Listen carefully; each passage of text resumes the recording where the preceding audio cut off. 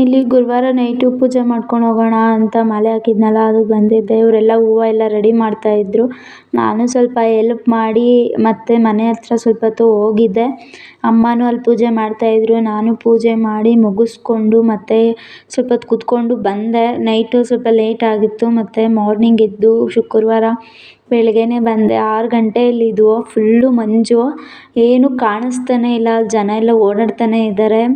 Full ಹನಿ ಎಲ್ಲ ಮೇಲೇ ಬೀಳ್ತಾನೆ ಇದೆ. ಏನೂ ಕಾಣಿಸ್ತಾನೆ ಇಲ್ಲ.